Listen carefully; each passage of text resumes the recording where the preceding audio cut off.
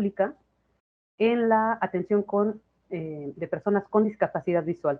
Aquí voy a utilizar la palabra discapacidad, debería estar en cursivas, porque, bueno, es un concepto que, como mencionábamos ahorita en la ponencia que teníamos previa, tenía que ver con esto, ¿no? ¿Cómo nombramos a esta condición de vida, ¿no?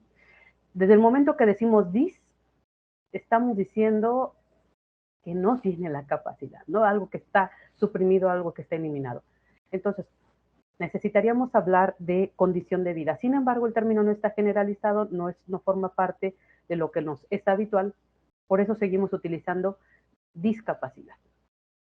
Ahora, lo que queremos compartirles es lo que se estuvo viviendo en la Universidad Politécnica de Santa Rosa Jáuregui. Esta universidad está ubicada en Querétaro. Es una universidad incluyente o que determinó que es incluyente. En realidad, todas las universidades desde ya deberían atender a todos los estudiantes independientemente de su condición de vida, porque así lo dice la Constitución, así lo dice la Ley de Educación, así lo dicen diferentes documentos. Sin embargo, no todas las universidades reciben a estudiantes con sus condiciones de vida, ¿no? En este caso, la Universidad Politécnica, en alguna ocasión, les narro así muy rápido, llegó un grupo de estudiantes que querían estudiar, pero no veían, ¿no?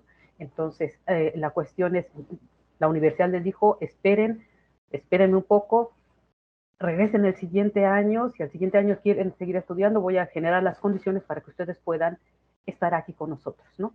Entonces, lo que se hizo en ese lapso fue crear o conseguir los materiales para tener una sala tiflotécnica en donde se tuvieran los recursos, por ejemplo, la máquina braille, la impresora 3D y diversas herramientas para poder ofrecer un servicio que realmente les atendiera. Porque no estamos hablando solo de darles el acceso a la universidad, sino que tengan las condiciones para que puedan aprender. En ese mismo sentido, para los estudiantes sordos, se contrató a intérpretes de lengua de señas mexicana. Y, por supuesto, se generó este programa de inclusión que tiene la finalidad de apoyar tanto a estudiantes como a docentes. De tal manera que a la fecha se atiende en la universidad a estudiantes sordos, hipoacúsicos, con ceguera, debilidad visual y discapacidad motriz. En ese sentido es que la universidad procura ser incluyente. Ahora, es menester decir que son apenas comienzos, que no está completamente desarrollado, porque además la pregunta sería, ¿de dónde se aprende o cómo aprendemos o cómo sabemos lo que hay que hacer para atender a esta población? Digo, como universidad, ¿no? Bueno, por allí va.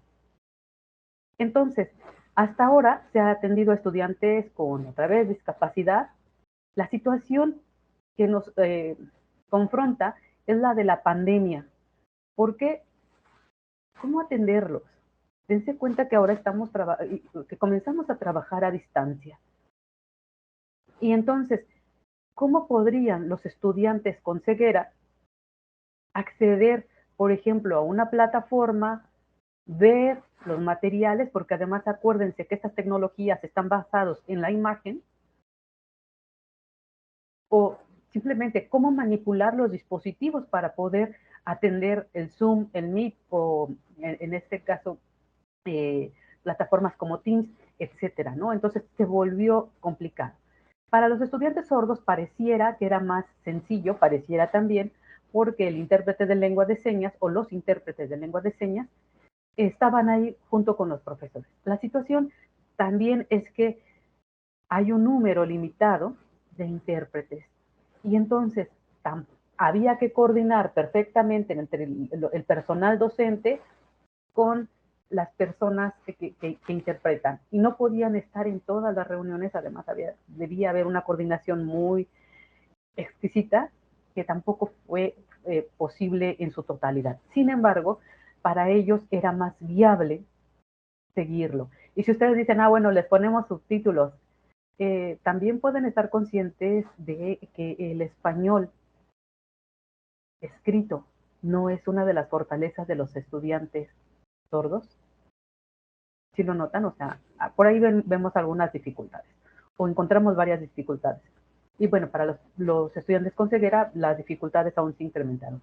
La situación es que varios de ellos, principalmente los estudiantes con ceguera, se dieron de baja temporal. De allí que nos dimos a la tarea de preguntar qué estrategias, tecnologías, medios, modos utilizó el personal docente de la universidad para continuar con su actividad docente. Eh, Antes de avanzar, queremos retomar esa parte del marco conceptual y decir que la discapacidad define de manera científica y legal a las personas que poseen una condición de vida asociada con la diferencia física, psicológica, intelectual o socioemocional. Es una definición científica y legal, pero miren nada más. Dice la OMS, cualquier restricción o impedimento de la capacidad para realizar una actividad en la forma dentro del margen que se considera normal para el ser humano. O sea, desde la definición hay un término que excluye o hay una visión que excluye. Si nosotros comenzamos a entender como docentes, y no estamos hablando solo de los docentes de la Universidad Politécnica, estamos hablando de la totalidad de nosotros como docentes universitarios. Si entendemos la discapacidad como una manera de realizar, más bien como un impedimento para realizar de manera normal. O sea, sí se nota enseguida. Nosotros decimos como docentes, bueno, es que quien tiene el problema es el estudiante, la estudiante, porque no lo puede realizar de manera normal. Entonces, ya desde cómo conceptualizamos la discapacidad, tenemos problema o tenemos dificultad, porque comenzamos allá a construir nuestras barreras, ¿no? Él es el que no entiende, él es el que no ve, él es el que no escucha. Entonces, es su discapacidad y no tiene que ver nada conmigo, que yo soy muy buen docente o soy muy buena docente, ¿no? Entonces, en ese sentido va este término binario que mencionábamos también, que se asocia a la capacidad de discapacidad normal a normal y que totalmente influye en lo que realizamos como docentes. Lo mismo ocurre con la palabra inclusión, que está muy generalizada, pero nótese, cuando nosotros hablamos de inclusión, también estamos hablando de que hay excluidos, es decir, eh, miren, acá está este círculo, está este grupo, esta universidad, y aquí cabemos estos, pero hay otros que no caben, y hay muchísimos que no caben porque no tienen el dinero para acceder, porque no tienen no aprobaron el examen, entonces hay muchos que están afuera, que están excluidos, ¿no? Pero vengan, los vamos a incluir. Esto quiere decir, cuando nosotros hablamos de inclusión, necesariamente estamos hablando de exclusión. Y bueno, la declaración de Salamanca de la UNESCO muestra esto o evidencia esto, ¿no?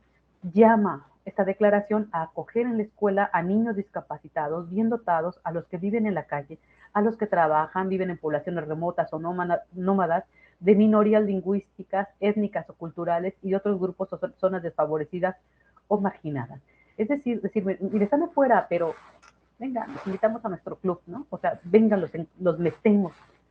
Y esa también es otra visión que nos va sesgando a cómo concebimos a las diferentes personas que formamos la pluralidad de seres humanos de este mundo. Todos habitamos en este planeta y todos tenemos condiciones de vida distintas, que por ser mujer, que por ser blanca, que por ser morena, que por ser negra, que porque soy homosexual, que porque soy heterosexual, porque soy... Es decir, hay un sinfín de situaciones que finalmente llegan a incluir o a excluir dependiendo de dónde nos posicionamos. Entonces, bueno, hay otra visión que es de la NUYES, que pretende ser más incluyente. Dice que engloba al escuchar, dialogar, participar, cooperar, preguntar, confiar, aceptar y acoger las necesidades de la diversidad. O sea, hay un intento por redefinir la palabra inclusión, ¿no? Bueno, pues como no podemos modificar la que estamos usando, vamos a utilizar esa, pero vamos a modificar su significado. Vamos a dejar el significante igual, modifiquemos el significado.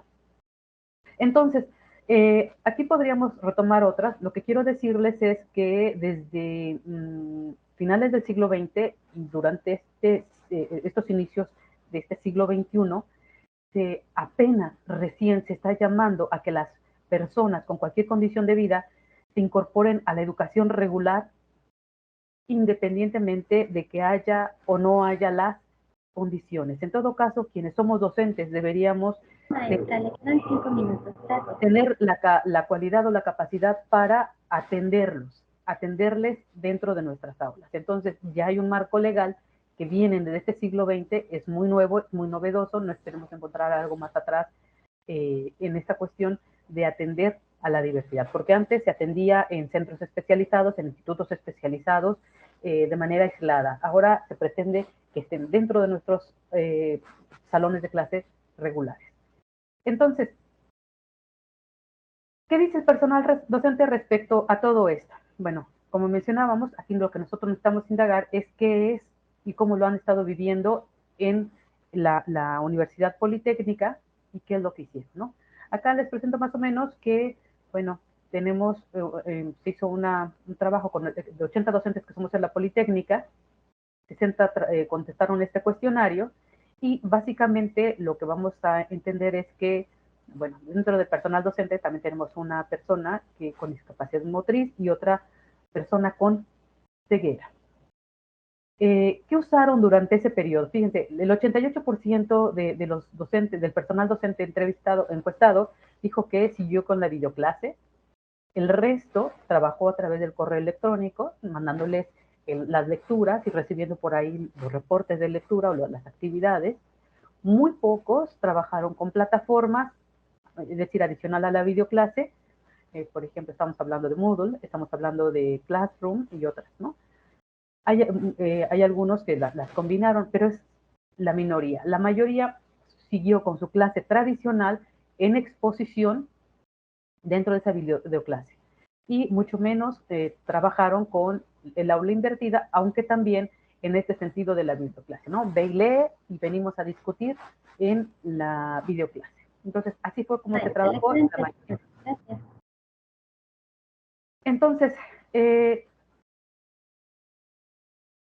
hay estudiantes, no hay personal docente suficientemente capacitado, esos son los hallazgos, hay desconocimiento de la condición de vida, es lo que nos encontramos con los profesores, que bueno, sí hay estudiantes, pero los docentes que estamos en la universidad no tenemos la suficiente capacitación, y supongo que muchos de otras universidades tampoco. Hay desconocimiento de lo que es la condición de vida, lo que implica la ceguera, lo que implica la terminología. Seguimos trabajando con planeación tradicional, la exposición por delante. La mayor parte de las actividades para apoyar a estas personas es a través del personal de apoyo, lo que es integración, no es inclusión.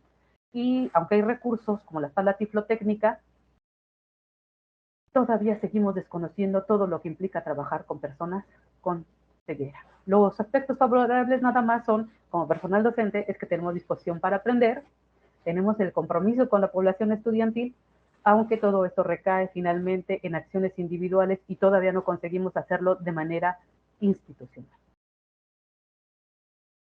Bueno, y además no tenemos datos del INEGI, no tenemos datos concretos sobre quiénes, cuántos hay en el país con las diferentes condiciones de vida. Los datos son muy genéricos y no sabemos cómo abordarlos. Pocas universidades están abordando este tema, entre ellos la Universidad Juárez Autónoma de Tabasco y la Universidad Virtual de Michoacán, sin que haya publicación aún sobre cómo están trabajando y qué es lo que han encontrado.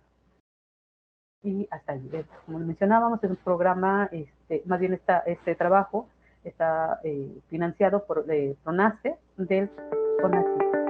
Gracias.